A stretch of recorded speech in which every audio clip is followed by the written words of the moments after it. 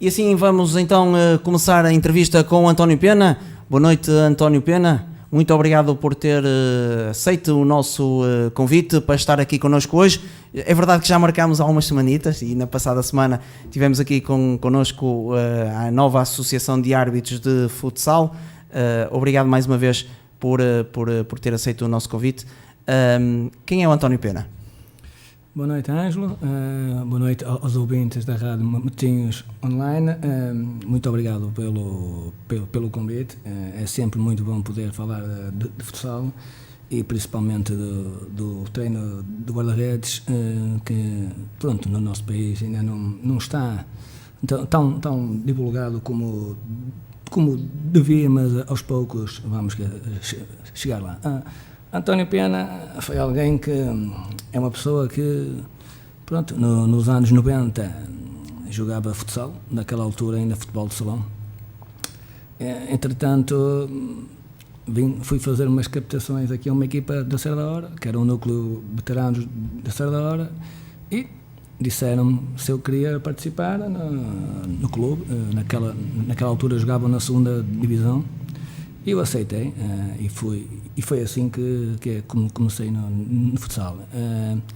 Entretanto, eu moro em Custóias desde sempre, e o pavilhão estava em construção e eu, junto com uns amigos, naquela altura vizinhos, não é? Decidimos que estava na hora de pôr aquela miudagem da terra a jogar futsal. E entretanto, rapidamente deixei de jogar e passei para a parte de diretor e ao mesmo tempo treinador, porque naquela altura e ainda hoje muitas vezes os clubes começam assim, com as pessoas a fazer de diretores, treinadores. E coincidência ou não, ainda hoje nós éramos 6 e ainda hoje tenho mais 2 daqueles 6, mais 2 que ainda hoje estão no futsal, que é o Miguel Pereira, que está a fazer um excelente trabalho na casa do Porto de Rio Tinto, e o Zé Fernandes, que está nos Júniors do São Gemil, que conseguiu o apuramento para os campeonatos nacionais, para a Taça Nacional. Pronto, e foi assim que nós começamos. Isto já foi em 1993, e foi no clube, criámos o clube Associação Académica de Custóias, com a ajuda, isso tenho que estar a referir, com a ajuda do Sr. Cerqueira, que naquela altura trabalhava na Federação Portuguesa de Futsal. Futebol salão? Não, futsal depois foi, aquilo foi criado em 91, 93, salvo erro, e nós fundámos o clube e começámos a participar em 95, 96 na Federação Portuguesa de Futsal, incentivados pelo Sr. Cerqueira. Tu como é que vês atualmente o futsal? É assim, o futsal tem... Está mais evoluído, seguramente, sim. Desde os tempos em que começaste. Isso penso que isso é óbvio, não é? É óbvio, não é? Mal ia-se assim não fosse. Claro.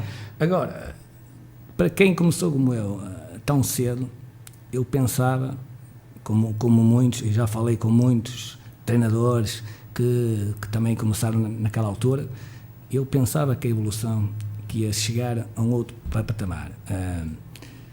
Mas isso, depois de eu ter andado lá fora, nomeadamente em Espanha, comecei a cair na realidade que não é fácil ter aquele crescimento que eu e outros almejávamos naquela altura, não é? É normal, natural, que temos agora outras infraestruturas, temos agora a qualidade. Quando disse que evoluímos, há aqui 2 binómios, que é a qualidade e a quantidade. Em quantidade, naturalmente, que evoluímos, não é? Aliás, por causa disso, é que hoje temos os pavilhões que têm que ser divididos para treinarem 2 equipas ao mesmo tempo. Agora, a nível de evolução de qualidade, é difícil, por exemplo, chegar a um patamar, por exemplo, como em Espanha, que eu vi, porque eu conheço muito bem o distrital e as equipas, hoje em dia, pelo menos na formação, têm as mesmas horas de treino que tinham em 90, nos anos 90, quando nós começámos.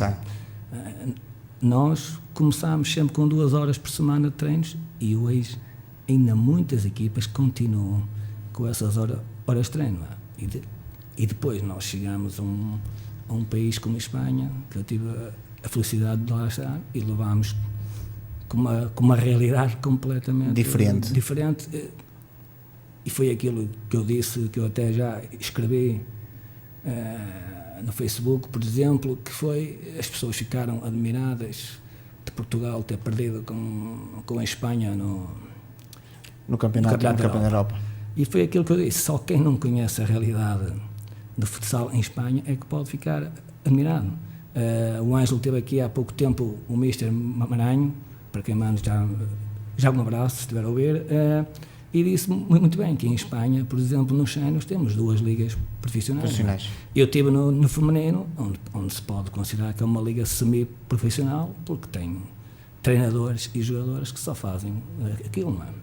Eu, de facto, também conheço um pouco, até porque toda a gente sabe, e toda a gente me conhece como sendo árbitro de futsal, e, portanto, não é por aí, eu não escondo a realidade, se bem que nós quer na nossa vida pessoal, quer na nossa vida profissional ou desportiva, nós temos naturalmente que distinguir as coisas. Uma coisa, e as pessoas, eu quero sobretudo sublinhar este facto, e quem me conhece bem sabe que eu sou assim. Eu, dentro da quadra, naturalmente tenho que fazer o meu papel enquanto árbitro. Cá fora, eu falo com toda a gente e respeito toda a gente. Naturalmente, lá dentro, somos todos diferentes e temos que o ser. Tem que haver o respeito mútuo entre jogador e árbitro, e é isso que funciona. Cá fora, toda a gente sabe que somos amigos e vamos tomar um café e seja o que for. E assim que deve ser, é a minha maneira de estar. Lá dentro cada um tem as suas funções. Exatamente. Por isso que se calhar também tenho amigos ou se calhar tenho muitos inimigos também, a realidade é essa. E o que eu te queria dizer era isto. Eu conheço ainda no início da época fui convidado para ir apitar um jogo de alguma forma entre amigos, equipas, uma portuguesa, outra espanhola, e é uma realidade completamente diferente, de facto. O bloqueio, aquela parte mesmo da compulsão física, o treino específico é completamente diferente dos nossos, e portanto isso leva a crer que de facto o futsal em Espanha é muito mais evoluído que o nosso, sem dúvida alguma. Não, é assim, eu vou-lhe dizer com factos, que eu gosto muito de falar com factos. Por exemplo, eu estive numa equipa ali na zona de Pontevedra, estávamos a falar de uma equipa com 17 escalões, naquela altura, salvo eu tinha 16 ou 17 escalões, tinha 3 pavilhões a trabalhar, precisavam, e tinham mesmo que ter 3 pavilhões, não conseguiam com um, porque o pavilhão municipal também tinha, outras equipas tinham que utilizar, naturalmente, mas o clube estava organizado junto com as entidades locais, em que tinha 3 pavilhões. 2 deles usados de uma forma que eu aqui em Portugal muito dificilmente algum dia vou ver, que era, por exemplo, nós tínhamos treinos a partir das 5 horas da tarde, que é algo que eu aqui não estou a ver, é impensável. Por exemplo, as escolas estavam organizadas,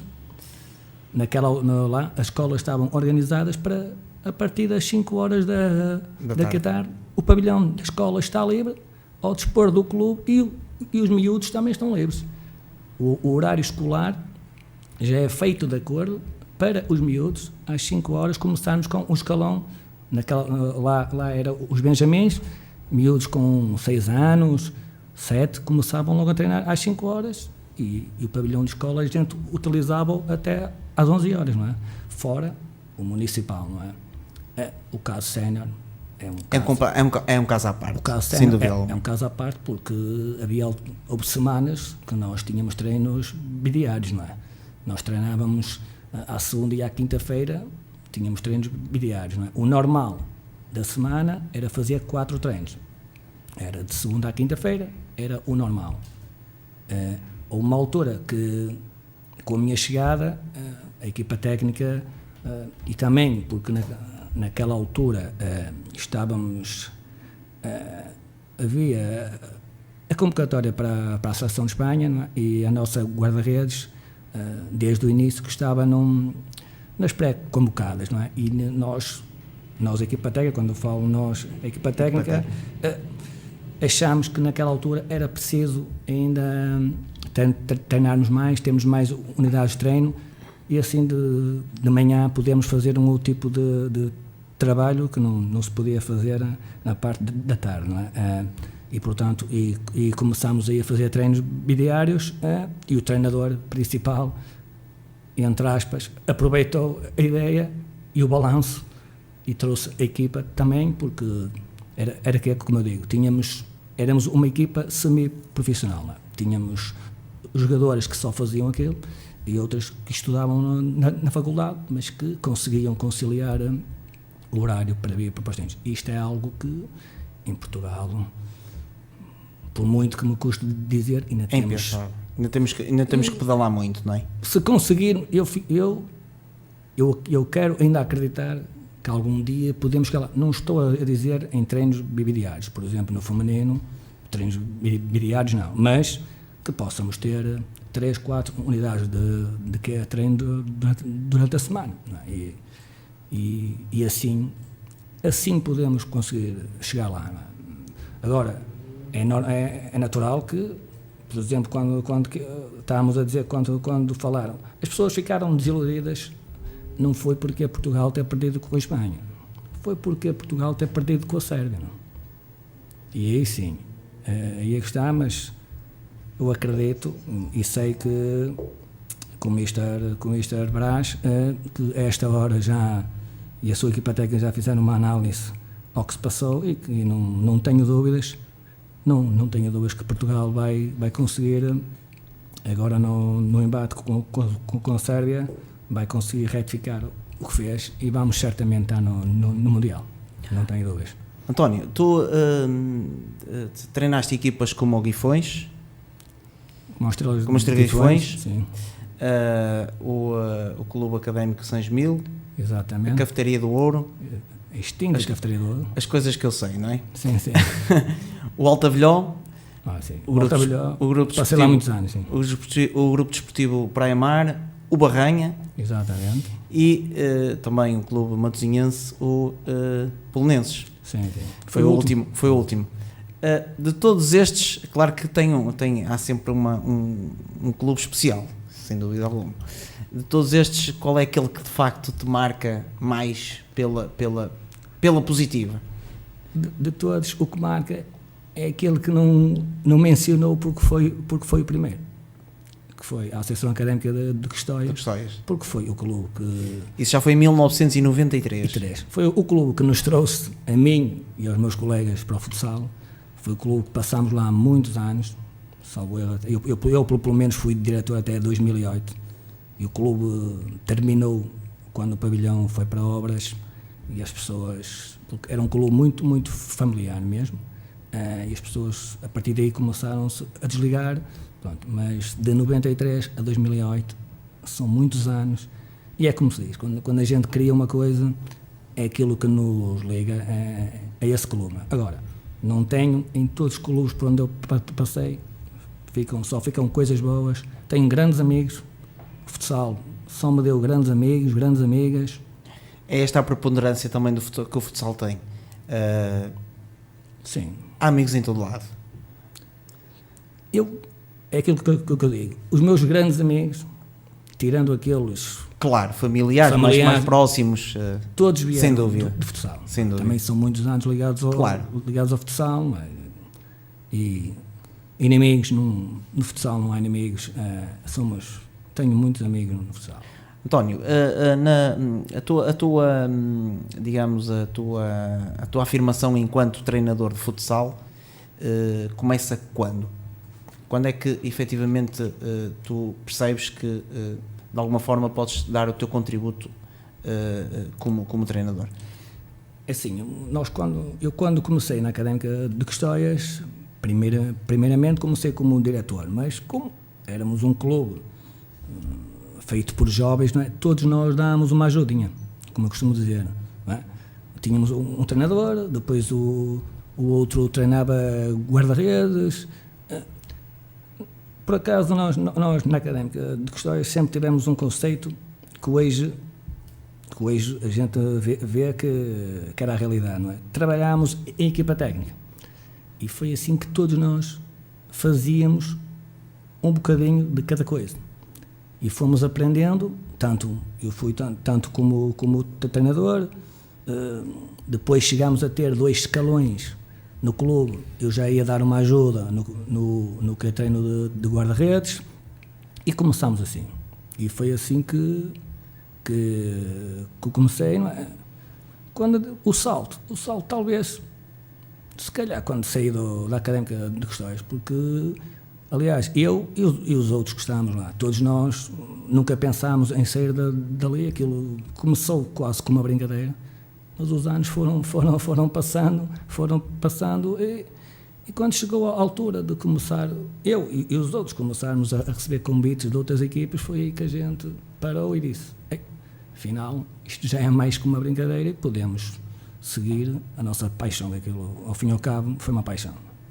Esta passagem aqui pela Confeitaria do Ouro, seguramente foi aquela passagem que mais, digamos, se escreveu ao Ouro, a Confeitaria do Ouro. Cafeitaria do Ouro, eu agora já são muitos anos, eu não sei se foi primeiro ou depois do Cossens Mil, mas a chegar... Penso que foi depois. Pronto. Penso que foi depois. Então se foi que depois... Pelo menos a informação que eu tenho aqui foi depois. Pronto, então foi que depois... Posso-te revivar a memória. Mais uma época... Pelas informações que eu tenho aqui, iniciaste com Estrelas primeiro, depois com a associação... com a Musg, exatamente. Depois tens o Clube Académico Sães Mil e só depois então é que na época seguinte entras para o Grupo Desportivo Cafeitaria do Ouro. Cafeitaria do Ouro, chego porque antes, por isso é que eu estava naquela dúvida qual deles era o primeiro, porque cheguei ao Sães Mil, integrado numa equipa técnica, convidado por um treinador, que é o Pedro Azevedo, que foi aquele treinador que, como eu costumo dizer, nós podemos aprender muito, e aprendemos muito durante os anos todos, mas há aqueles treinadores, aquelas épocas que nos marcam mais, não é? E eu acho que foi essa época aí, porque o Mr. Pedro sabe muito disto, muito de futsal, não sou só eu que digo, muitas sem dúvida alguma, sabe muito, e foi aí que nós, eu quando digo nós, eu e o resto da equipa técnica, e no ex-trabalho, e no ex, por exemplo, quando falou nos polonenses, e no ex-trabalho com um amigo, que eu chamo amigo, que é o Albino Martins, que é o Mr. Albino Martins, e curiosamente ele também estava integrado nessa equipa técnica com o Pedro Azevedo, e conseguimos no Sães Mil subir de divisão, e depois, aí sim, o Mr. Pedro foi convidado para ir para a Cafeitaria do Ouro e pronto, e a equipa técnica naturalmente seguiu o Pedro e foi aí que nós chegámos à Cafeitaria do Ouro e depois a época não terminou porque o Mr. Pedro teve que ir para a Roménia treinar, pronto, mas foi assim a Cafeitaria do Ouro, mas posso dizer que do pouco tempo que tivemos na Cafeitaria do Ouro foi ali que se calhar vi muitos bons jogadores que hoje deram cartas e alguns ainda estão a dar cartas. Na época seguinte surge o projeto Altavilhó, uma equipa aqui de Custóias que infelizmente também já está sem atividade, digamos assim. O Alto da Vilhó surgiu porque, como eu moro mesmo ao lado do pavilhão de Custóias, vou sempre lá ver jogos, não é? E naquela altura era o Mr. António Ulisses que me falou para eu, como se diz na gíria, botar os olhos às guarda-redes. E um dia sentei-me na bancada e estava lá a ver o jogo e no final ele perguntou-me o que é que eu achava das guarda-redes e se eu não me importava de ajudar. E eu naturalmente disse ao Sr. Ulisses o que disse até agora a todas as equipas de Custóias. Sempre que eu puder ajudar, estou livre, esteja livre, estou pronto para ajudar. E assim, com esta, entre aspas, com esta brincadeira, fiquei lá 4 anos. Que sou Ulisses, fiz 4 anos, ganhámos 2 campeonatos, 2 vice-campeonatos. Sim, foi 4 anos muito bons, onde outra vez o Abelhó, nessa altura, pôde lançar jogadoras que hoje muito nos orgulhamos que elas jogam no Nacional, e isso significa que o trabalho estava a ser bem feito. E depois, passados uns anos, até voltei outra vez ao alto da Abelhó, mas aí sim já como treinador, não é? Tu representaste, pelo menos aqui, algumas equipas de Matosinhos. Logo de seguida então vem o Praia Mar, o projeto do Praia Mar. O projeto do Praia Mar cá está, que, como eu disse no início, quando formámos quando começámos no futsal, um dos nomes que eu até aqui já falei foi no Miguel Pereira, e cá está. E fui para o Praia Mar para integrar uma equipa técnica do Miguel Pereira, não é? Também fizemos lá, salvo erro, 2 épocas muito boas. 2 épocas muito boas. Foi naquela fase em que vocês andavam ali no topo também, não é? Na Honra, sim. Exatamente. O clube estabilizou de vez na Honra. Exatamente, recordo-me bem disso. Sim. Recordo-me bem disso. O Barranha surge logo a seguir. O Barranha, depois, salvo erro, surge o Alto Abelhó, não? O regresso ao Alto Abelhó. Sim, surge o Alto Abelhó, exatamente. Surge o Alto Abelhó, mas já não estou a falar nesse projeto, já estou a falar no projeto a seguir. Surge o Alto Abelhó e a seguir sim, é que entra o Barranha. Sim. O Barranha, pronto, é como diz, eu conheço aqui em Matosinhos, conheço os clubes quase todos, dou-me bem com toda a gente, e é normal que eles quando sabem... Sabes porque é que eu digo isto? Porque quando eu hoje fiz o banner, para quem não sabe, o placar e que se colocou na rede social, houve muita gente que, ou das duas uma, não percebeu qual era a tua fotografia e começou logo a bombardear com questões, mas quem é este António Pena, que eu não estou a ver quem é que seja ligado ao futsal? Eu fiquei super admirado, assim, mas toda a gente conhece o António Pena. Aliás, e depois comecei a divulgar o António Pena, um matosinhense, treinador de várias equipas matosinhenses, e portanto aí as pessoas já começaram a ver quem era o António Pena, porque de outra forma não estavam a ver quem era. A fotografia, se calhar, não ajudaram.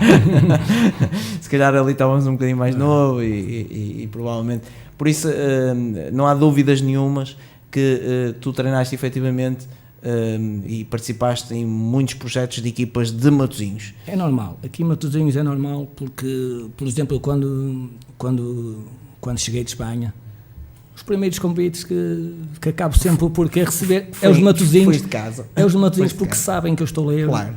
Sabem que eu sempre tive uma coisa que posso dizer, me orgulhar nisso, que é assim, eu tento sempre ajudar os meus amigos.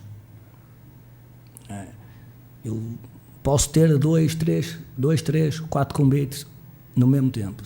Os meus amigos são os meus amigos, não é? E se eu os puder ajudar e se eles me derem condições para eu os ajudar, naturalmente é eles que digo. E por isso é que as equipas de Matosinhos estão sempre a fazer os convites. Não, estão sempre, como se diz, estão sempre de olho. Quando ele está livre. Pena, o Belenenses surge logo a seguir, tiveste lá seguramente um bom par de anos. Belenenses fiz 2. Fizeste 2 anos, um bom par de anos. Sim. E portanto, o que é que de facto não correu tão bem para tu continuares? Assim, o Belenenses... Vocês fizeram a primeira época que lá tiveste... Foi meia época. Sim, meia época, sim, mas tiveste ali uma meia época que realmente a coisa foi... Os Belenenses surgiu porque quando eu cheguei de Espanha houve aí uma dúvida se eu ia regressar ou não, e também houve a possibilidade de ir para outro país, e enquanto essa situação não esclarecia, os diretores dos Belenenses, não é, conhecidos, eu conheço pelo menos um já há muitos anos, não é, e como sabia que eu estava naquela altura estava livre, pediu-me para ajudar na parte dos guarda-redes. Eu fui falar com o treinador da altura, que era o Francisco, E pronto, e acertámos isso. Eu ficava só a trabalhar os guarda-redes e ele tinha a equipa técnica dele. Não é? Entretanto, a época não correu, não estava a correr de feição, não é? E por volta de meio da época, o Francisco, pronto, achou que estava na hora de dar um abanão e comunicou, pronto, e conversámos entre todos, e de um momento para o outro, sem eu contar um bocadito, disse ao diretor que se calhar a melhor pessoa para continuar era eu. Eu ao princípio não quis, porque eu sou daqueles que quando entro num projeto, numa equipa técnica, o treinador sai e eu também saio. Pronto. Mas naquela altura o Francisco, entre aspas, pressionou um bocadito, pronto, e eu também conheço os diretores, pediram-me, disseram-me que não tinham ninguém e tal, pronto. E foi assim que eu fiquei. Falei com o meu amigo de sempre, Albino Martins, convidei-o para nós formarmos uma equipa técnica e fizemos. A segunda parte da época correu melhor que o que nós esperávamos. Temos de ser sinceros, não é? Nós tínhamos 7 pontos e conseguimos fazer 21 na segunda volta. Fizemos. A ideia era escapar da descida, conseguimos, mas nem contámos fazer tantos pontos, as coisas correram bem. Entretanto, recebemos o convite naturalmente para continuar, e aí, pronto, qualquer treinador tenta sempre melhorar a sua equipa. Melhorámos a equipa, fomos buscar jogadores novos, e às vezes, é como eu costumo dizer, às vezes quando se mexe é o pior, não é? Hoje em dia, eu sei que se estivesse quietinho, se nós estivéssemos quietinhos e com os mesmos jogadores, se calhar estávamos lá, não sei. Mas isso é o se calhar. É o se calhar, é uma interpretação que estamos claro, a ter. Sem dúvida. Agora, na época anterior, tinha havido uma sintonia entre a equipa técnica e os jogadores, nos objetivos, nos conceitos, em tudo. E nós reparámos logo que mesmo na pré-temporada os mesmos conceitos, os mesmos objetivos já não estávamos tanto em sintonia, não é?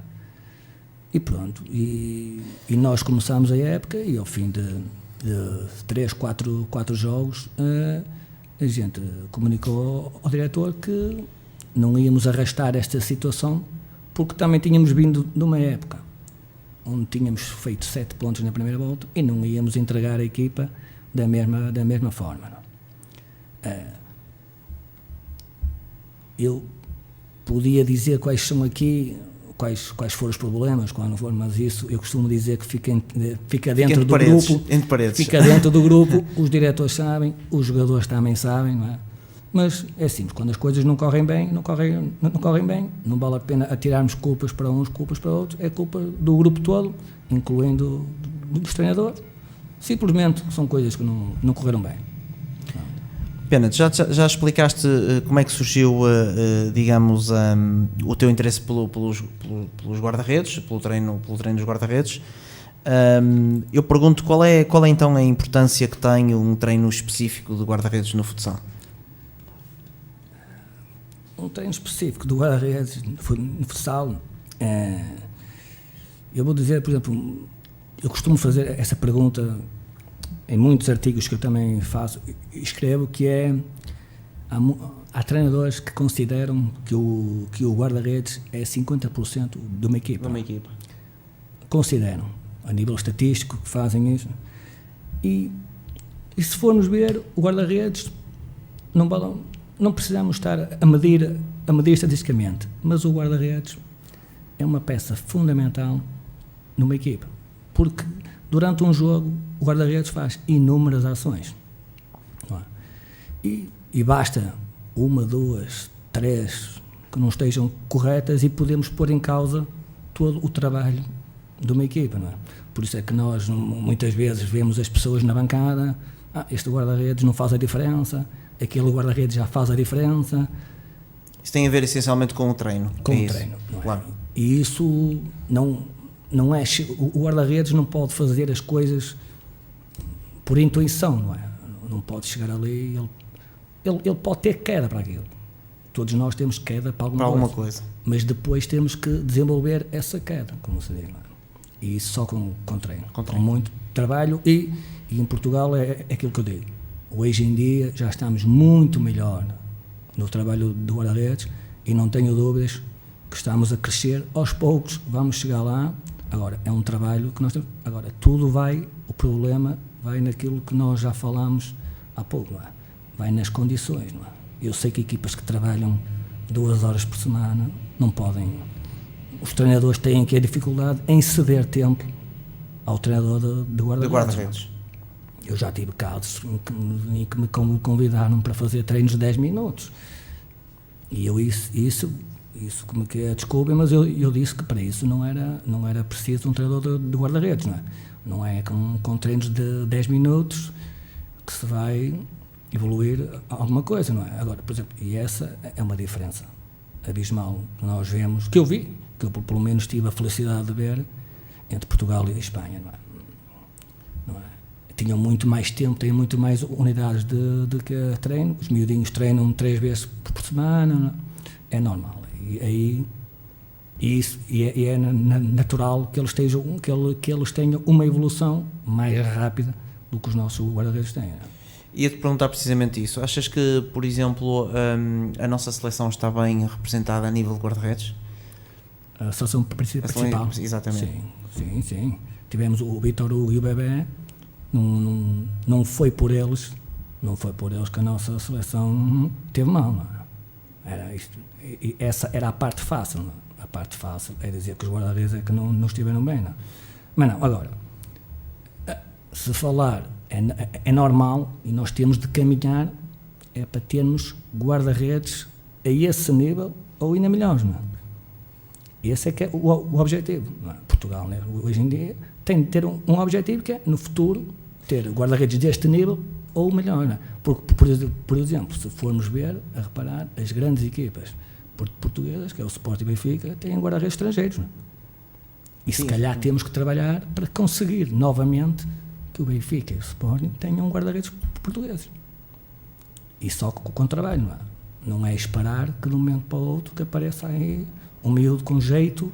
Não, temos de trabalhar para isso e temos aqui equipas que já têm treinadores de guarda-redes muito bem qualificados e não tenho dúvidas que mais tarde ou mais cedo Portugal vai ter uma nova geração de guarda-redes pronta para defender as balizas da nossa seleção, sem dúvida. Tu participas regularmente em formações, quer a nível nacional, quer a nível internacional. Também sei que estiveste em Angola a dar formação de guarda-redes, a treinadores específicos. Quais são as diferenças que nós podemos encontrar, por exemplo, do futsal, do nosso futsal para o futsal africano, por exemplo? Não, isso foi. Claro que as condições são piores, isso a gente já claro. Sabe, não é? Sem dúvida alguma. Aqui em Portugal, um treinador que se queira especializar no que é treino de guarda-redes vive de formações, de ações de formações. Por exemplo, o ano passado eu participei e muita gente participou numa que houve aqui em Matosinhos, em Lessa da Palmeira, de 2 dias, em que teve aqui a presença do meu amigo Mão Barreiro, que é o treinador do guarda-redes da seleção feminina de Espanha e do Santiago. Pronto, e é assim que a gente... Santiago Futsal. Sim, Santiago Futsal. Aqui nós temos que ir a formações, não é? No futuro e penso que não vai faltar muito tempo, não é? Era bom que existissem cursos para treinadores de guarda-redes, não é? Para se especializarem nisso. Por exemplo, tu também és professor. Só uma coisa, por exemplo, eu já fui aqui em Portugal a curso na Associação de Futebol de Porto para treinadores de guarda-redes de futebol, não é? Porque nós aprendemos... Eu já ia lá. Nós aprendemos não só na nossa modalidade, mas também noutras. Por exemplo, eu em Espanha tinha a felicidade de treinar num pavilhão de uma equipa de handebol da segunda divisão espanhola e acompanhava regularmente os treinos de guarda-redes de handebol, porque mesmo nas outras modalidades há sempre alguma coisa que a gente pode sacar para a nossa, não é? Como, por exemplo, eu sabia que do outro lado do handebol também muitas vezes assistia aos meus treinos com a mesma intenção, não é? E havia altura que até partilhámos ideias sobre as duas modalidades, não é? Em relação a Angola, foi um convite que eu recebi do Mister José Gerardo, que é um treinador da Zona Sul de Lisboa, que perguntou-me se eu estava livre, porque ia organizar um curso para treinadores e árbitros em Angola e que queria que eles tivessem um contacto com o trabalho específico do guarda-redes, porque nunca ninguém tinha feito, não é? E pronto, eu aceitei e fomos lá de muito agrado. Foi uma excelente partilha de ideias. Quando me quer a pergunta, a diferença do jogador africano para o jogador português está a nível de organização. O jogador africano tem uma habilidade tremenda. Agora, não tem a organização em campo que nós temos, não é? E esse é que é o salto que o futsal da África vai ter que dar, não é? Nós tivemos conversas com o selecionador de Angola, que vai agora participar no CAN, não é? E referíamos isso, não é? A diferença entre o futsal europeu e o africano, por exemplo, está a nível de organização, não é? E é esse caminho, é esse salto que eles têm que dar, porque individualmente vimos lá jogadores muito bons.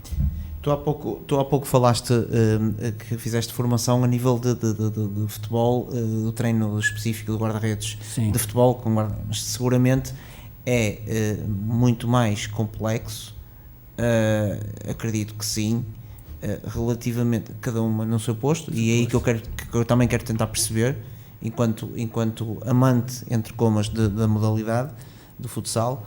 É completamente diferente defender uma baliza que tem 3 metros de largura para uma que tem de 7. Portanto, é completamente diferente. Quer dizer, sim, é diferente. Tem a especificidade do treino é diferente. Tem que ser diferente. Exatamente, é diferente. Não é isso.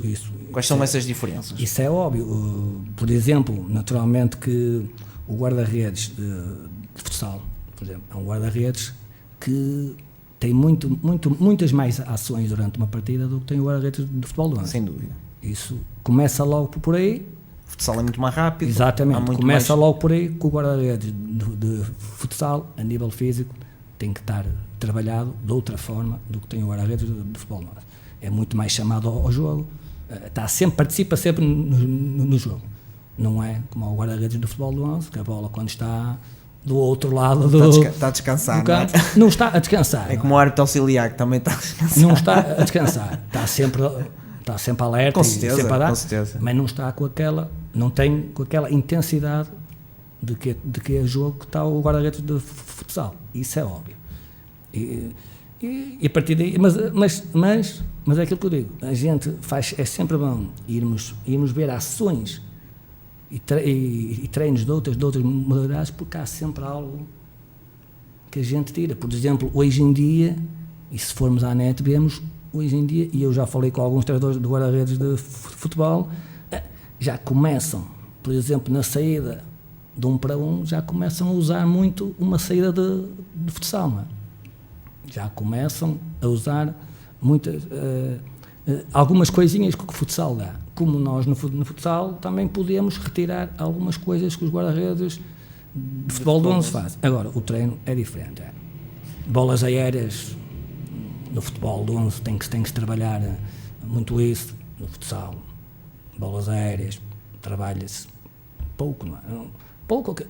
Trabalha-se na mesma, o que se trabalha é pouco. Sim, não é que se calhar não tem tantas ações. Sim, sem dúvida. Não tem. Em relação ao futebol do 11, não. Agora, a grande diferença que está entre o futebol do 11, o guarda-redes do futebol do 11 e o de futsal, está na intensidade do jogo e na quantidade de ações que um e outro têm de fazer.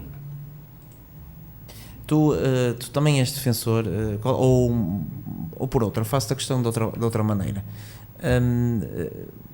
Na última UEFA Futsal Cup, falou-se muito do 5-4, aquela questão, e houve até aí vozes que diziam que aquela tal situação que diz, que deveria acabar, que vai acabar para a próxima época, o de 5 para começar o jogo com logo de 5 para 4. Qual é a tua opinião? Tens alguma opinião formada relativamente a isso? Achas que é benéfico? Eu tenho alguma dificuldade em perceber porque é que não é benéfico, não é? As regras é para serem utilizadas por todos, não é? Sim, se bem que devo-te dizer que há aí uma pequena alteração já incutida relativamente aos atrasos dos guarda-redes, que já estão a ser implementados. A única coisa que as pessoas... Confesso que ainda não sei muito bem, mas vou perguntar ao meu formador relativamente a essa questão. A única coisa que as pessoas falam, e mesmo quando eu estava em Espanha também se falava muito isso, que é mais até para o espectador. Muitas vezes é o espetáculo. Muitas vezes o espectador se queixa que quando se faz muito tempo 5 para 4 quebra o ritmo do jogo. O futsal é ataque contra ataque, é o que as pessoas gostam. Seja aqui, seja em Espanha, seja em qualquer parte do mundo. As pessoas gostam de golos e gostam do ataque contra ataque. O 5 para 4, quando é usado na parte final, as pessoas até gostam, dá emoção. Agora, por exemplo, como vimos no último europeu, usado durante o jogo todo, os adeptos não gostam. Porque não há tal ataque contra ataque, marca um, marca outro, para um bocado o ritmo do jogo. Mas isso é uma questão, as regras estão lá, é para serem utilizadas, e ninguém tem direito de criticar um treinador que acha que vai usar o 5 para 4 durante o jogo todo. Aí é outro aspecto onde nós, se calhar, temos que trabalhar os guarda-redes, não é?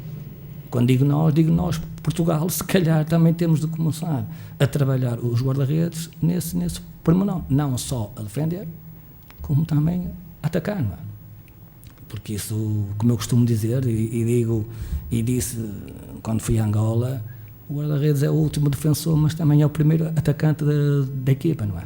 O guarda-redes, quando agarra a bola e faz uma reposição manual, pode dar uma transição, pode dar um gol. Claro. O guarda-redes, quando sai, ganha uma bola, com o pé, pode logo fazer um passo que isola um jogador. Sem dúvida.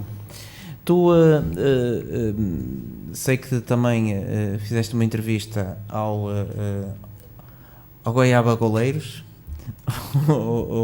Goiaba Goleiros, o conhecido... Considerado por muitos o melhor treinador de guarda-redes do mundo. O que é que tiraste, de alguma forma, o que é que tiraste ilações relativamente a estas opiniões, como é que eles encaram o treino dos guarda-redes? É assim, Guaíba teve a felicidade, que até numa conversa que tivemos por altura dessa entrevista, Guaíba teve a felicidade vinha de uma escola brasileira, aquilo é brasileiro, e depois trabalhou, salvo erro, 10 anos. Ele também na Liga Espanhola, exatamente. No El Pozo. E ele teve a felicidade de conseguir juntar as duas escolas. Não? Teve a felicidade a escola brasileira e a espanhola. Claro. São duas escolas diferentes. Totalmente diferentes. Onde Guaíba, depois de tanto tempo em Espanha, teve essa felicidade de conseguir juntar as duas escolas. Porque são duas escolas completamente diferentes. Por exemplo, a escola espanhola é uma escola muito técnica. A escola espanhola trabalham muito coordenação, por exemplo, que é uma coisa que nós aqui em Portugal, nas camadas jovens, quando eles começam logo, trabalhamos pouco. Nós olhamos logo para as defesas, não é? A primeira coisa que a gente faz é rematar a baliza e ver se agora está. E eles trabalham, eles começam logo por coordenação. Mas ele ia fazer o circular de bola, não é? Não, aquelas escadinhas, metem umas escadinhas no chão e eles começam a fazer coordenação. Ok. Exatamente. Como eles costumam dizer... Pensei que estavas-te a referir à questão tática, digamos assim. Não. Okay. Começam logo por coordenação. Eles não... A parte tática, eles começam um pouco mais tarde. 10 anos, 12, não é? Ligam ali, coordenação é fundamental e é um trabalho mais técnico, não é? A escola brasileira é mais espetacular, não é? A escola brasileira, o guarda-redes, a forma de, por exemplo, a queda, enquanto que aqui em Portugal, a escola portuguesa, a espanhola, é com o pé, a gente quando cai é com o pé, e eles lá, a queda já é há guarda-redes de futebol de 11. Por exemplo, na escola brasileira vê-se muito isso, que cada vez começa a... Se calhar nós é que temos também de começarmos a adaptar a isso e a darmos as duas possibilidades aos guarda-redes, não é? Agora isso depende de cada um de nós. E o Guaíba teve isso e pronto. E é um treinador, como eu costumo dizer, com o Guaíba toda a gente aprende. Com o Guaíba toda a gente aprende. Há pessoas que já nascem para aquilo, não é? Sim, e depois é o trabalhar, não é? Depois é a experiência. Ganha-se a experiência. Uma pessoa que trabalha tantos anos ao mais alto nível, isso é como eu costumo dizer a muitos amigos meus, não é? Uma temporada em Espanha, a treinar todos os dias, guarda-redes, alguns dias, de manhã e à tarde, naturalmente, que ao fim de uma temporada se aprende mais, se evolui mais do que andar aqui a fazer 3 ou 4 temporadas a trabalhar a 2 treinos por semana, não é? Isso é normal. Isso eu também me considero que quando vim de Espanha vinha muito mais preparado, se calhar, do que quando fui, não é? É normal. Trabalhar 2 vezes por semana não é a mesma coisa do que trabalhar todos os dias, não é? E eu quando fui para ali era para trabalhar os guarda-redes de todos os escalões. Eu todos os dias fazia 3, 4 treinos, não é? Todos os dias, não é? E passava por todos os escalões, pelo menos durante a semana tinha que passar uma vez por todo o escalão, e à sexta-feira tínhamos uma escolinha para os mais pequeninos, que para além do treino que faziam semanal, à sexta-feira ainda iam ter mais um treino suplementar, não é? Pronto, e aí foi uma questão também minha, também tive que me adaptar à chamada escola espanhola. Exatamente. Temos que trabalhar os miudinhos logo desde o início, não é? A coordenação é fundamental. Pena, tu enquanto treinador de futsal, no fundo, o que é que te falta realizar? Selecionador, por exemplo? Não. Selecionador começar nas camadas jovens, distrital? Gostava de ter mais outra experiência no estrangeiro. Porque acho que depois do que eu vivi em Espanha, gostava de continuar, e vou continuar. Atualmente não ponho outra hipótese, é continuar no que é treino de guarda-redes, mas gostava era ter outra experiência em outros países, em outras culturas, outras realidades de futsal. Exatamente. E se o convite surgir da parte da Associação de Futebol do Porto para poderes trabalhar com as formações das seleções? As seleções estão bem entregues, as seleções não precisam de António Pena. As seleções estão bem entregues, e basta ver os resultados que tiver, não passa por aí. É como eu digo, neste momento gostava de ter uma outra experiência no estrangeiro. A gente cresce, somos obrigados a crescer no estrangeiro, não é? Porque quando vamos para o estrangeiro é para viver o futsal 24 horas por dia, coisa que aqui não é possível, não? E vivendo o futsal 24 horas por dia, somos obrigados a crescer. Nós próprios notamos que nos faz bem a nós, não é só nós irmos fazer bem aos outros, mas a nós próprios. A nós próprios, exatamente. Evoluímos muito a prática. Nós podemos saber muito a teoria, podemos saber tudo, mas a parte prática, isso é nisto como em qualquer profissão, não é? A parte prática é fundamental, e então para um treinador o poder viver 24 horas de futsal, e neste momento era o que eu gostava, e vamos ver se não vai acontecer. Pena, a outra questão que eu gostaria de colocar tem a ver essencialmente com a parte dos quadros competitivos da Federação, dos quadros atuais competitivos da modalidade. Como é que tu vês estes novos quadros, inclusivamente a taça da Liga? Achas que é uma prova que de facto veio beneficiar o futsal português? Obviamente que veio. Se calhar veio foi tarde, mas mais vale tarde do que nunca, não é? Isto é algo que já se faz em Espanha, Isto é algo que se faz em Itália, a chamada Final Eight, não é? Por exemplo, e se calhar vamos ter agora, só o erro começa amanhã, é a partir da manhã que vamos ter na televisão a possibilidade de acompanhar a Final Eight da Copa de Espanha, e as pessoas vão ter, se calhar, ouve-se falar muito, mas o ver é outra coisa, e se calhar vão ver que a realidade é outra, porque eles têm esta competição já há muito tempo e é sempre bom, não é? Não há, nós temos de caminhar. Eu sinto uma coisa que às vezes costumo dizer, nós em Portugal gostamos que as pessoas de fora copiem aquilo que a gente faz bem, mas nós temos um pouco de dificuldade em copiar o que os outros fazem bem. E às vezes demoramos tempo demais para isso, não é? Porque se nós virmos, nós não temos que ter problema nenhum neste momento em aceitar que aqui ao lado que o futsal está mais desenvolvido e se eles fazem e resulta, porque é que nós não vamos experimentar? Pelo menos experimentar.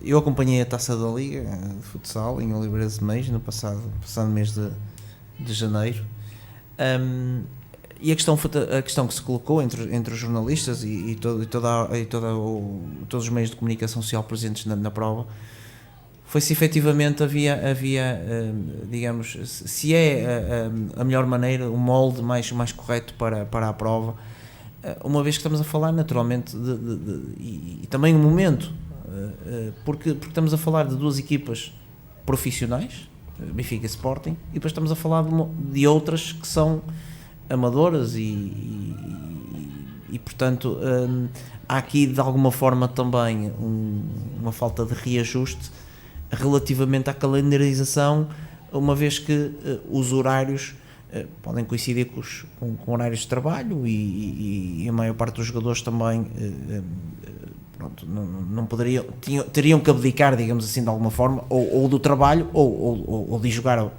futsal. Mesmo assim, achas que se poderia melhorar? Eu fiz esta questão ao Maranhão, portanto, e faço sempre essa questão.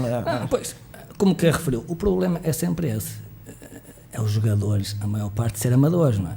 Exatamente, e marcarem, termos jogos à tarde é complicado, não é? Mas isso, cá está aquilo que eu digo, se calhar nós temos que trabalhar no futuro para que esses jogadores não sejam amadores, não é?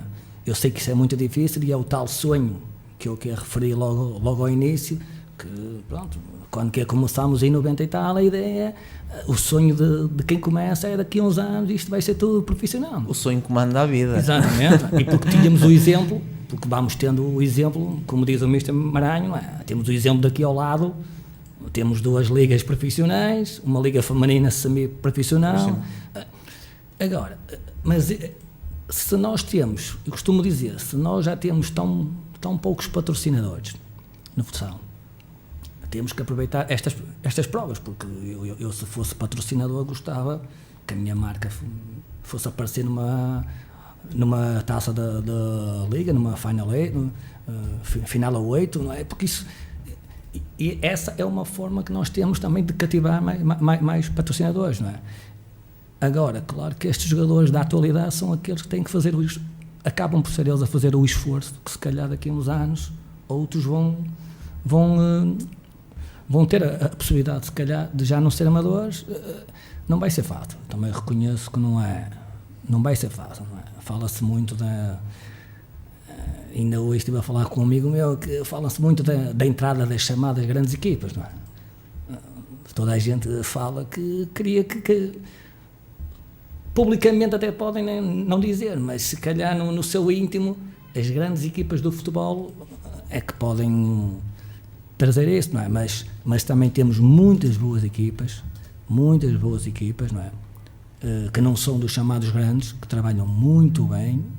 Temos o exemplo do Módicos, por exemplo. Eu ia falar para casa, até era o exemplo que eu ia dar, não é? No Módicos trabalha muito bem, não é? Por exemplo, tenho um treinador de guarda-redes que eu até conheço, que é o P, por exemplo, já faz treinos de manhã, por exemplo. Ele pode, os guarda-redes podem, porque não? Exatamente. Mas o Módicos, se calhar, faz isso e está um passo à frente dos outros, por exemplo, nisso, porque tem pavilhão próprio.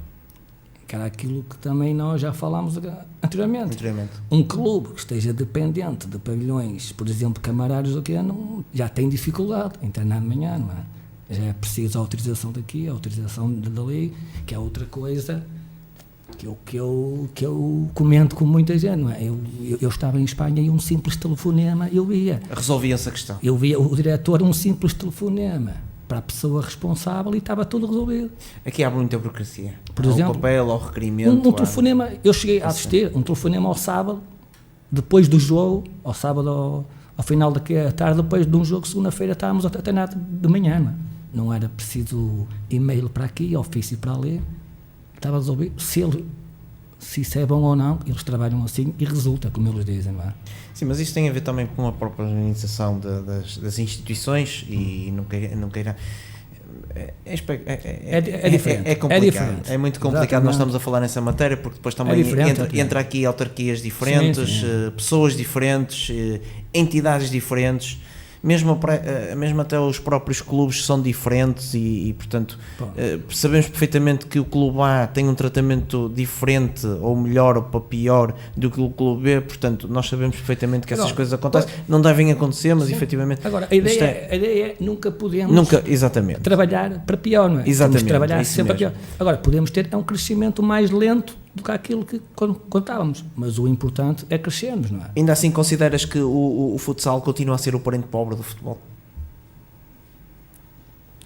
Mas isso não é preciso ser eu a dizer, não é? Isso toda a gente tem essa ideia, se não quiser dizer é porque não quer ser politicamente incorreto, porque se nós tivéssemos um bocadinho, eu já falo um bocadinho. De mais apoio, se calhar estávamos muito mais perto de chegar aos patamares que estamos aqui a falar, não é? E estou-te a perguntar isto porque isto vem subjacente a uma outra questão que agora se fala muito no novo quadro competitivo da Federação Portuguesa de Futebol, que tem a ver com o futebol feminino, que apareceu um grande patrocinador e de facto vai ser quase que uma liga profissional, porque os jogos vão ser transmitidos pela televisão, os próprios clubes, fonte segura, que posso afirmar, obviamente não vou revelar a fonte, sim, claro. Mas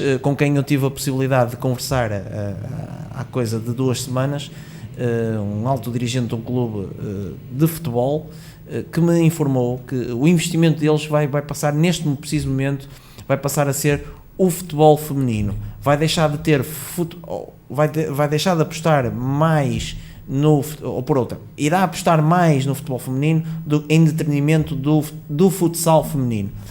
Portanto, o que estamos aqui a tentar perceber é que de facto os milhões começam a cair, porque estamos aqui a falar em muito dinheiro. Exatamente, e o futsal acabou o crescimento do futsal foi tal que hoje em dia podemos dizer que é a modalidade mais praticada no pavilhão.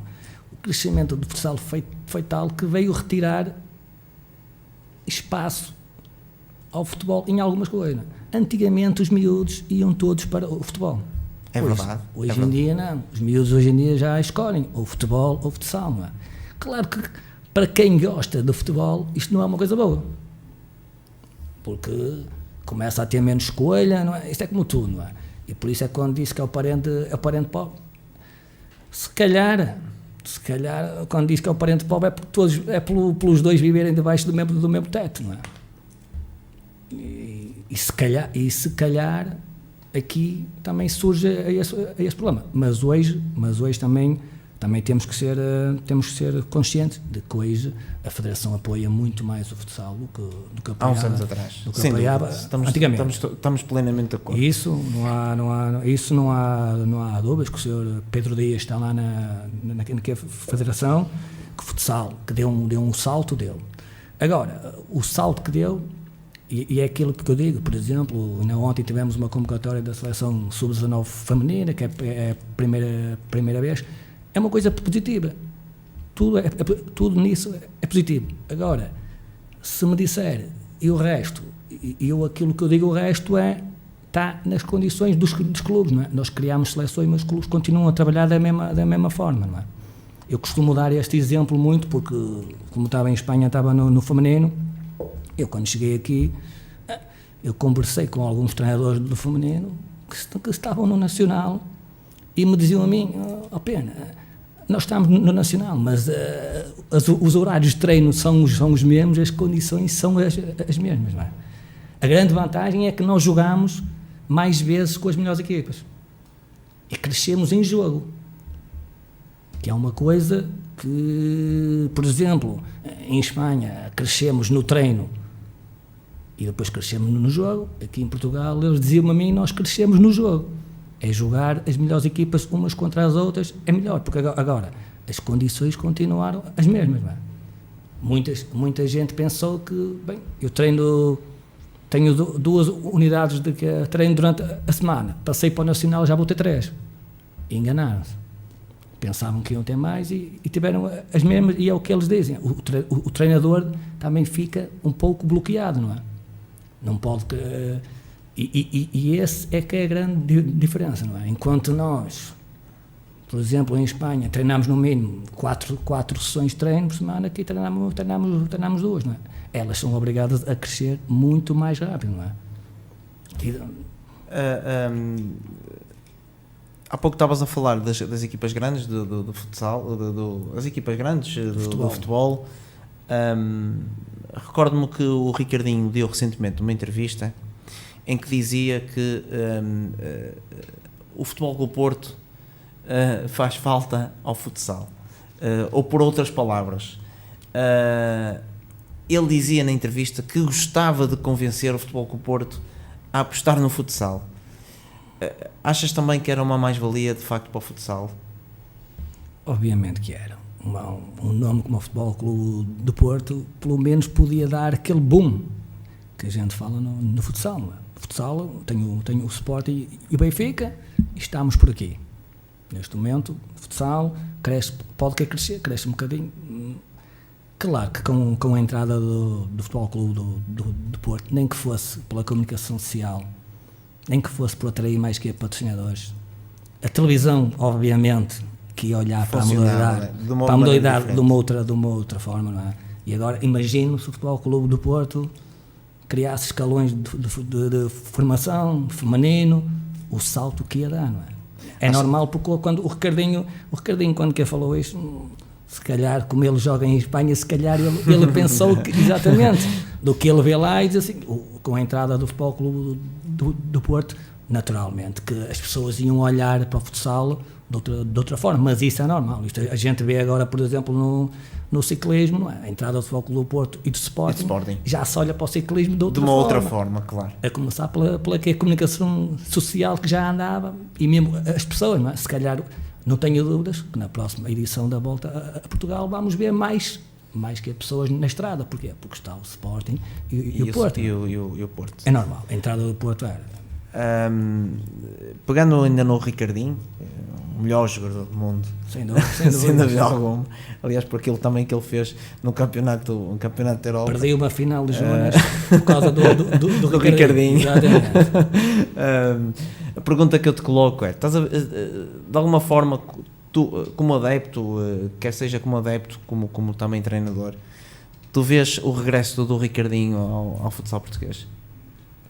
Bem, o Ricardinho para já... E pela tua experiência também em Espanha, o Ricardinho para já é o nosso orgulho por estar em Espanha, porque eu quando estava em Espanha, o Ricardinho... É o Ricardinho. E eles, por muito que não gostassem, tinham que levar comigo, que eu dizia sempre, é o Ricardinho, é português, claro. É o melhor do mundo, e eles naturalmente, que por muito que lhes gostasse, tinham de reconhecer que o Ricardinho que era o melhor. Aliás, isso foi claramente visionado quando fomos eliminados pela Espanha agora no Campeonato da Europa. Mas eles respeitam o público todo bateu palmas ao Ricardinho. E mesmo aí lá em Espanha respeitam muito o Ricardinho. Isso é bom reconhecer, de facto. Porque eles são aquilo que eu digo, eles são adeptos mesmo do futsal. Eles sabem reconhecer quem tem qualidade, independentemente da nacionalidade. Eu é que brincava muito com eles, entre aspas, para estar a capicá-los, mesmo com o Cardinal, que também estava lá, considerado o melhor pivô da Liga Espanhola, e eu brincava muito com eles por causa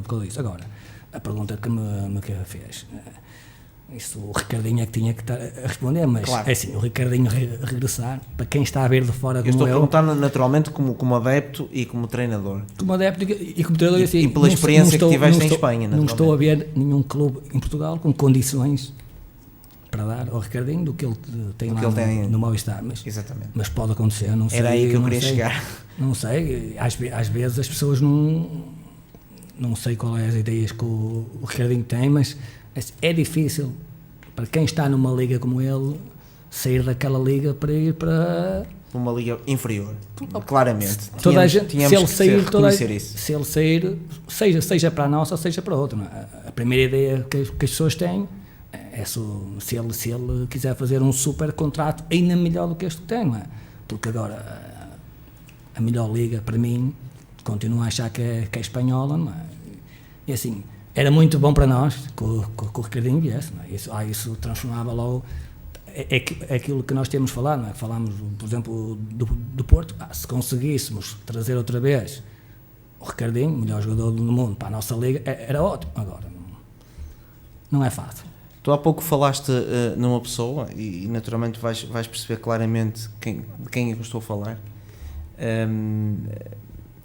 Trabalhou durante muitos anos na Associação de Futebol Porto, ainda há pouco revelaste que também trabalhou na Federação Portuguesa de Futsal. Achas que de alguma forma a saída do Manuel Cerqueira da Associação de Futebol Porto, o futsal perde bastante? Óbvio, o Cerqueira, eu costumava dizer muitas vezes, o Cerqueira era o pai do futsal, não é? Era o pai do futsal. É o senhor futsal. Exatamente. É o senhor aqui futsal. Eu sei que o Cerqueira, muita gente veio para o que é futsal por incentivo de ser Sem dúvida Cerqueira. alguma. Eu próprio confesso que quando tirei o curso de árbitro foi por causa dele. Vai para árbitro. Cerqueira, pelo amor de Deus, quer dizer, e pessoas dessas é muito difícil substituir. Fantástico. É o chatinho semanal, mas... Como em tudo, há pessoas que aparecem e aparecem uma vez. Sem dúvida. E é muito difícil, não é? Um grande abraço para o Cerqueira, que eu sei que ele está connosco. Exatamente. Um grande abraço, amigo. Tudo bom. E um dia destes a gente vai se encontrar seguramente. Perguntar-te-ia, de alguma forma, como é que, finalizando também um pouco a nossa entrevista por hoje, e teríamos seguramente muito mais coisas para falar sobre o futsal, porque de facto é esta modalidade apaixonante que nos move, e nós, minha mulher às vezes diz-me assim, tu és completamente maluco pelo futsal, e sou de facto, dedico-me, gosto muito disto. E portanto isto move toda a gente. Futsal é paixão, como eu costumo dizer. Sem dúvida alguma. E como eu existem, o Artur Moreira então nem se fala, não é? Um grande abraço também para ele. A perguntar-te como é que tu vês o futsal daqui no futuro? Como eu vejo ou como eu gostaria de ver. Gostarias de ver? Exatamente. Eventualmente. Assim, o futsal só tem tendência a crescer, não é? Só pode crescer, não é?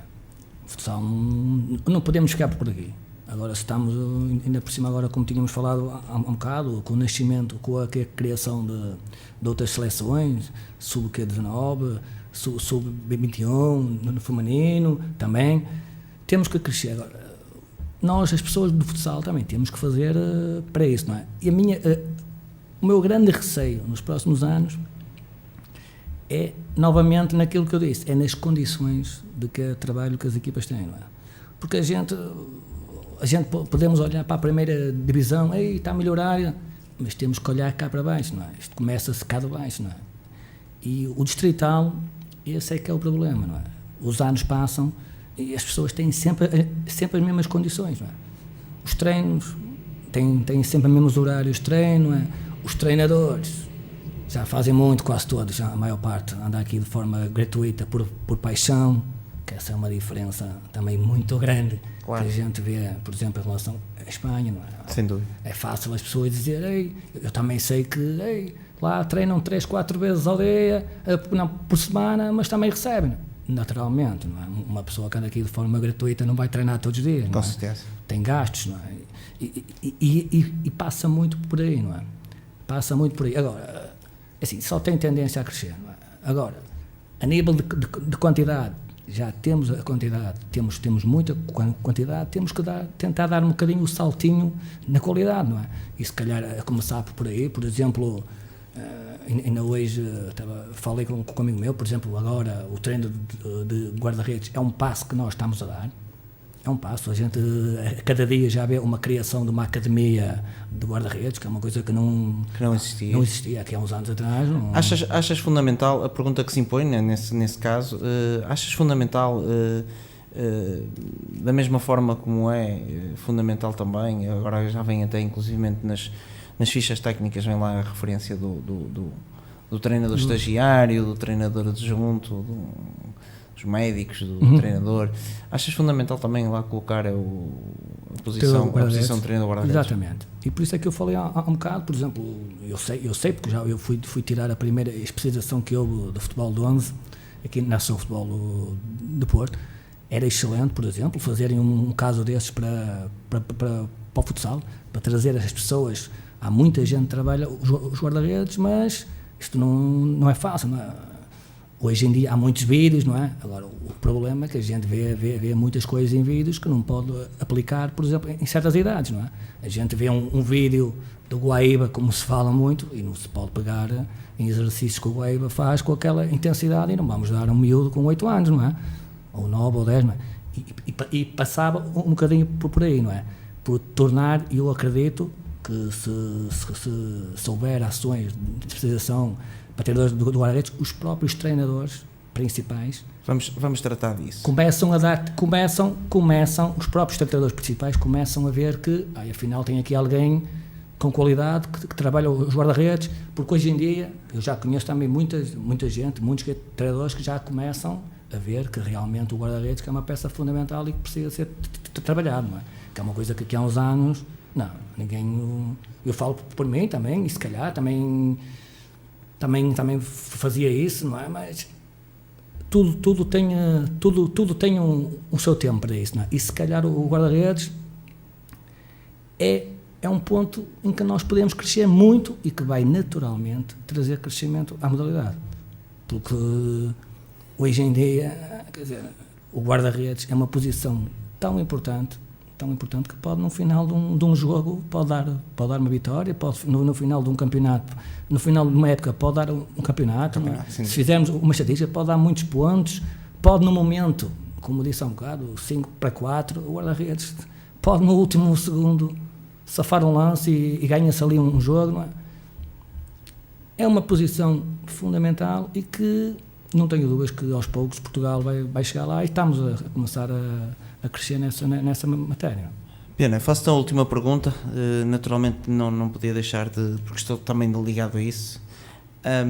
Achas extremamente importante, numa altura em que se fala também sobre arbitragens e achas fundamental haver aqui uma interação entre a formação de árbitros e a formação de atletas? Ou seja, faço-te a pergunta de outra forma, achas que seria importante a arbitragem associar-se aos clubes no sentido de lhes proporcionar também de alguma forma mais informação, mais esclarecimento sobre as leis do jogo? Por acaso, já que me está a tocar nesse ponto, antes de estar a responder a pergunta, eu quando falo, tive uma experiência em Espanha e que é tudo bom, calma, também é tudo bom, mas nós também temos coisas muito boas. Por exemplo, e eu comentei isso com eles lá, nós a nível de arbitragem não estamos em nada inferiores a eles. Isso quer dizer então que isso quer dizer que a nossa arbitragem em termos de futsal é superior à da Espanha? Vou-lhe dizer, pode não ser superior, mas também não é inferior. Não é inferior. O nível está ali, ela por ela, porque eu, quando estava lá, depois também acabei por treinar a equipa sénior, que estava tipo na elite lá da Galeza, e os júniores também, e eu cheguei a comentar com muitos árbitros, a dizer, olha, isto em Portugal nunca vi, não é? Por exemplo, tipo isso. E vou-lhe dizer que vi ali, que não cheguei a comentar com eles, e mesmo com pessoas ligadas à arbitragem de lá, que a nível de arbitragem nós não estamos em nada inferiores a eles. Em relação àquilo que me disse, por exemplo, eu vivi eu vivi uma experiência em Angola, quando fui agora a Angola, também ao mesmo tempo estavam a dar um curso de árbitros. A pergunta vai nesse sentido. E quem foi convidado e que foi connosco foi aquela pessoa considerada o máximo aqui de Portugal, que é o Sr. António Cardoso, instrutor FIFA, e eu por acaso tive a curiosidade de ir assistir, pedir mesmo, e fui com ele assistir a um treino de árbitro, porque é uma coisa que eu ouvia falar muito, não é? Mas nunca tinha ido, e se calhar começava por aí. Se calhar os treinadores precisavam todos de ver o que é um treino de árbitro. Porque eu vou dizer uma coisa, eu estive lá sentado na bancada e fiquei deliciado. Que eu até cheguei ao final do treino e disse, olha, se fosse eu a fazer o trabalho todo do árbitro, eu não aguentava um treino destes. E se calhar começava por aí, porque não é fácil. Eu também já apitei na brincadeira jogos de árbitro e não é fácil, não é? Isso é normal, não é? Agora, se calhar, uma das coisas que há um bocado falou-me de uma ligação entre os clubes e os árbitros, uma coisa que já me falaram há muitos anos e eu naquela altura não prestei atenção, mas hoje penso naquilo várias vezes, que é os árbitros precisam de treinar, não é? E por que não os árbitros de vez em quando irem treinar a treinos das equipes? Quando chega a tradicional peladinha, porque é que o árbitro não faz ali, porque o árbitro também precisa de treinar no momento, não é? O árbitro treina o físico, o árbitro treina muita coisa, mas não treina a decisão, não é? E o jogo vive de estar no momento certo, tem que tomar uma decisão. Isso também se treina, não é? Por que não os árbitros não irem fazer treinos aos clubes? Por exemplo, eu sei depois o que é que vão dizer, não é? Depois vão dizer que o árbitro fez o treino naquele clube e tal, mas isso se calhar devia ser, não um árbitro, um conjunto de árbitros, irem àquele clube, na pré-época, por exemplo, pedir mesmo ao clube que se faça um treino suplementar em que os árbitros possam treinar a decisão. Se calhar podíamos ir que é por aí, não é? Mas volto-lhe a dizer, quando eu te disse que em Espanha tudo era bom, mas nós também temos coisas muito boas, e o caso da arbitragem, comparado, pelo que eu vi, comparado com eles, não tínhamos nada atrás. Como a nível de treinadores, também lhe digo, o que eles têm é mais e melhores condições do que nós. Sem dúvida. Porque de resto, por exemplo, na nossa equipa até que o treinador era brasileiro, e ele comentávamos, e nós comentávamos isso, não é? Que em Portugal, ele perguntava-me e eu dizia-lhe, em Portugal temos bons treinadores, bons técnicos, não temos as condições que eles têm aqui, não é? Pena, agradeço muito sinceramente, a nossa entrevista já vai longa, já vai com cerca de 1h20 minutos, é verdade, já passou algum tempo. Agradeço o facto de ter estado aqui connosco hoje, foi um prazer, é acima de tudo um gosto tê-lo aqui connosco. Posso lhe dizer que nós, aqui pelas estatísticas que estou aqui a ver, fomos ouvidos por cerca de 2.300 pessoas. Isso é muita gente. Muito obrigado a todos por terem estado aí desse lado, desde França, desde Cuba, João Paulo, um grande abraço aí para Varadeiro, espero que esteja melhor tempo do que aqui. Um grande abraço para ti e muito obrigado por estares connosco. Mais uma vez, ouvintes que nos estão a escutar então na África do Sul, Suíça, França, como disse, Inglaterra, também em Espanha, bom, e Portugal, então é as centenas, não é? Mas, acima de tudo, muito obrigado, Pena, por ter estado aqui connosco. Está aqui um ouvinte nosso, o Pedro Antunes, de Düsseldorf, na Alemanha. Muito obrigado. Pena, muito obrigado também por ter estado aqui connosco. Quem agradece sou eu, em meu nome, e principalmente em quem trabalha os guarda-redes, porque temos que dar voz a quem trabalha os guarda-redes, e o que falámos aqui hoje é o princípio para se divulgar este tipo de trabalho, que é muito importante e que devia ser mais que reconhecido. E eu deixo-te aqui um desafio, depois do agradecimento. Devemos fazer um colóquio aqui também, organizado pela Rádio Matosinhos Online, sobre o treino de guarda-redes. Deixo-te esse desafio, havemos de falar um dia sobre isso. Amigo ouvinte, muito obrigado por ter estado connosco mais uma vez. A quarta-feira desportiva então fica por aqui. Nós vamos terminar o nosso programa de hoje